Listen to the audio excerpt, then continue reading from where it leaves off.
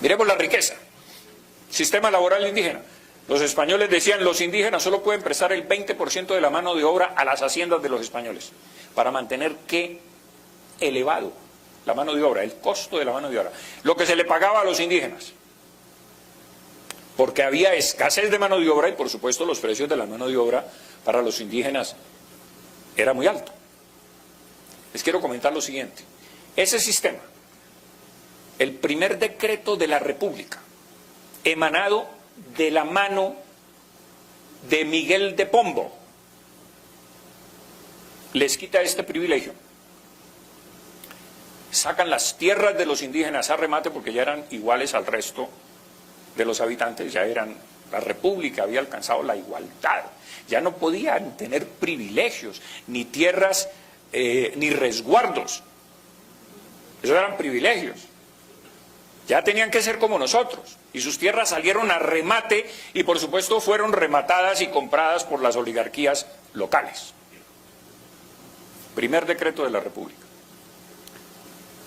Los impuestos que había, muy altos, es que eran exagerados, ¡qué horror! La alcabala era entre el 2 y el 6% en América. Hoy tenemos el 16% de IVA, ¿no? El quinto real, que era el 20% de los metales preciosos, no de otras cosas. Se encontraban metales preciosos de las minas, 20% IVA para la corona española y el 80% se quedaba en América. Los estancos, por supuesto que era papel sellado y otras cosas pues de los abogados.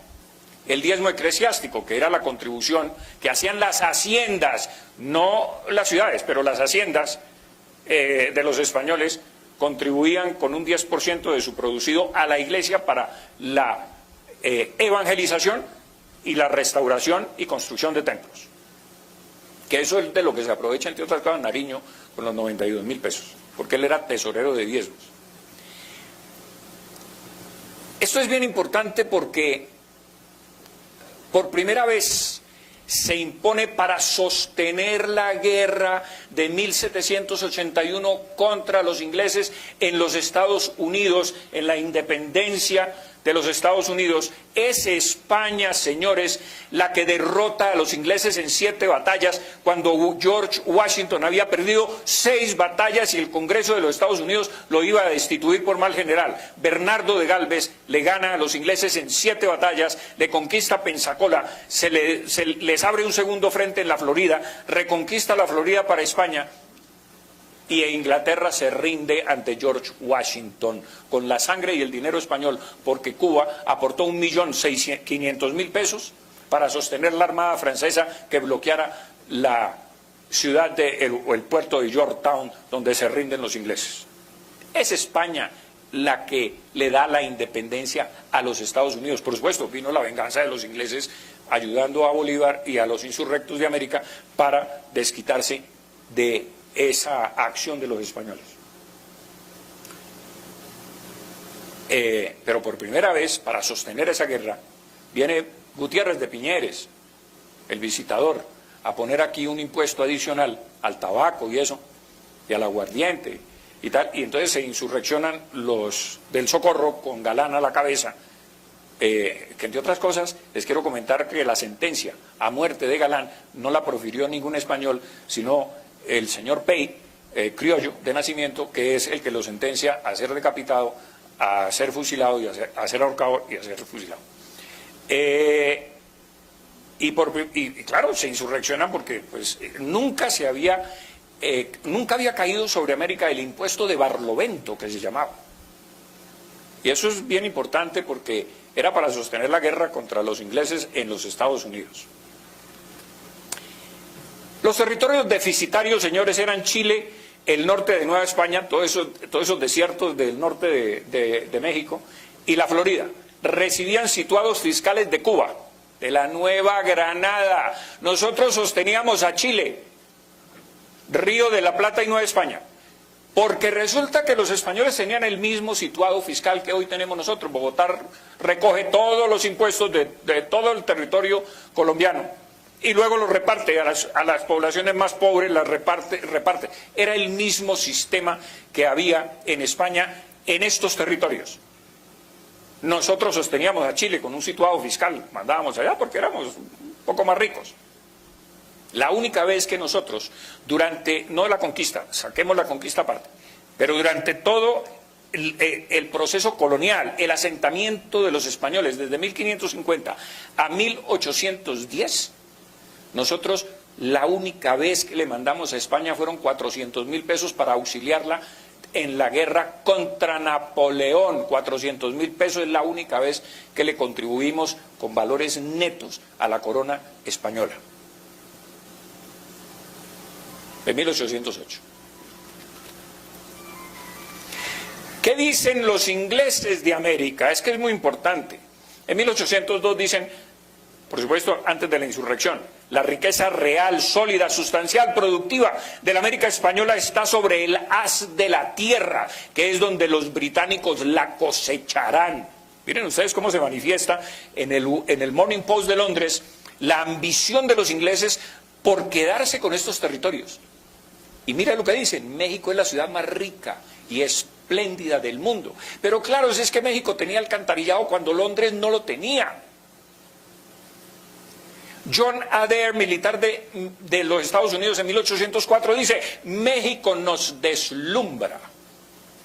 Y este fraile inglés, Thomas Gage, dice que México es una de las ciudades más ricas y grandes del mundo, que para los 30.000 o 40.000 habitantes, que más o menos se estimaba, había 15.000 coches. Mire usted, casi el 50% tenía carro. Esto lo dice un inglés. Los coches, por supuesto, eran mucho más fastuosos que los coches de cualquier corte europea. Y les quiero comentar lo siguiente, Lima rivalizaba con México, era de las ciudades más ricas e importantes de América. Ustedes no se pueden imaginar, porque tengo pinturas de la época y además hablo porque he investigado el tema, cómo se vestían, por decir algo, las muchachas del servicio. En Lima. Lima era una ciudad riquísima.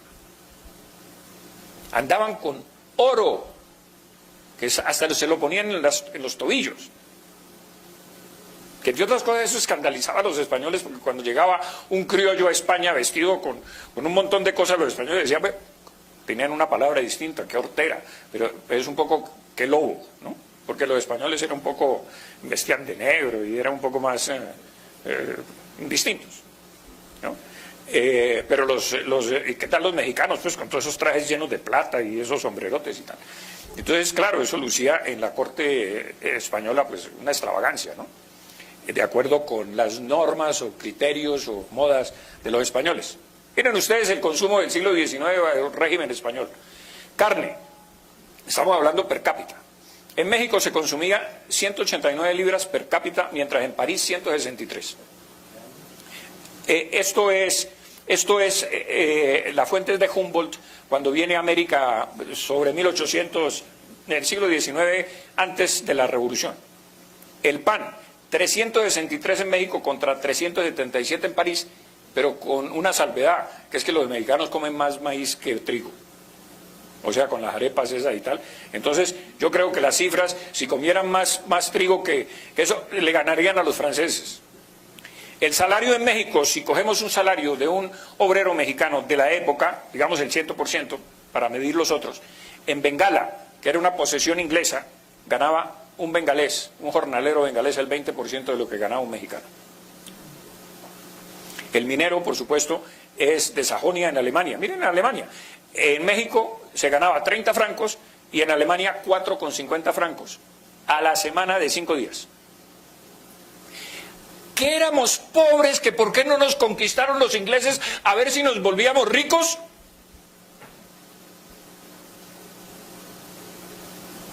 No, no éramos pobres. Y la prueba, entre otras cosas, de que no éramos pobres es que los ingleses asaltaban todas las costas nuestras en busca de riqueza y asaltaron a Cartagena varias veces. Los piratas. Y los piratas venían a buscar pobreza y a llevarse unos cuantos cacharros de Cartagena. No.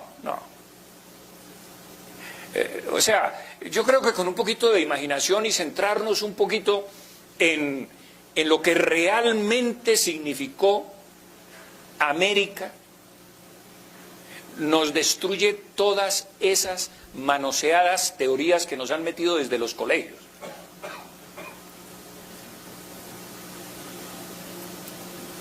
Medición del poder de compra de un jornalero mexicano, 1800. Podía comprar con su jornal en 1838 hectolitros de maíz. En 1908, 100 años después, 24. Es decir, el poder de compra disminuyó. Kilogramos de harina. Podía comprar 2.300 kilogramos de harina y un siglo después, 525. Esto es una fuente Esquivel, que es un académico mexicano que se ha dedicado a estudiar este tema. ¿Qué nos pasó? ¿Qué nos pasó? Que nos atrasamos.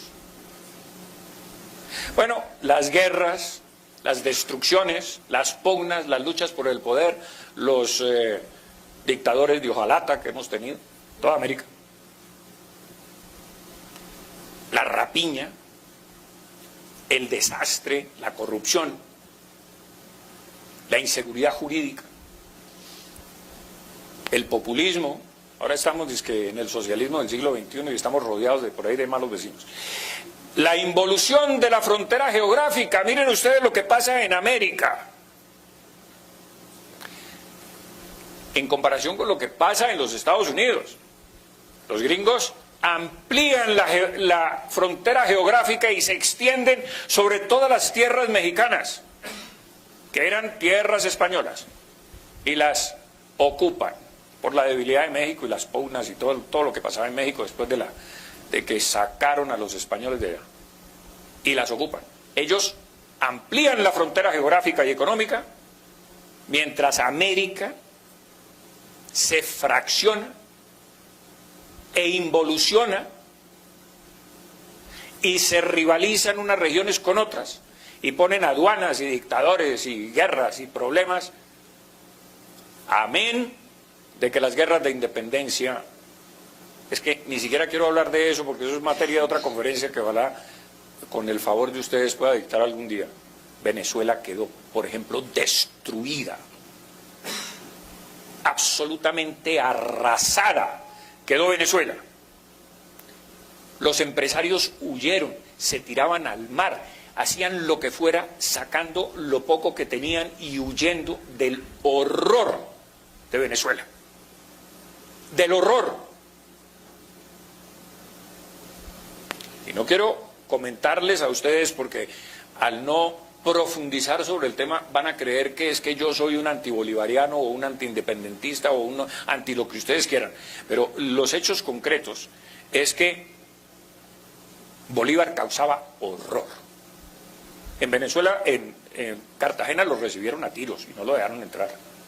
Aquí los recibieron a tiros en Bogotá y saqueó la ciudad y ordenó violar mujeres durante 48 horas a sus 2.000 tropas venezolanas. Es histórico. Esto no es un cuento mío. Está en las cartas de él y las cartas de Fernández Madrid que le reclama ese hecho. El horror, la destrucción de la riqueza es lo que ocurre. Él mismo lo reconoce. Hemos destruido absolutamente todo, dice él. Y les voy a citar a ustedes, por último, la frase, quiero cerrar esta conferencia con la frase suya. Conciudadanos, me ruborizo al decirlo. La independencia es el único bien que hemos adquirido a costa de todos los demás.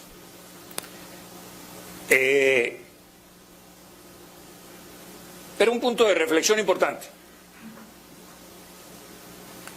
o dos puntos. Si quizás hubiéramos seguido unidos como una gran confederación hispanoamericana con España, tendríamos un peso específico mundial, político y económico muy superior al de los Estados Unidos. Entre otras cosas porque éramos más ricos que las colonias británicas.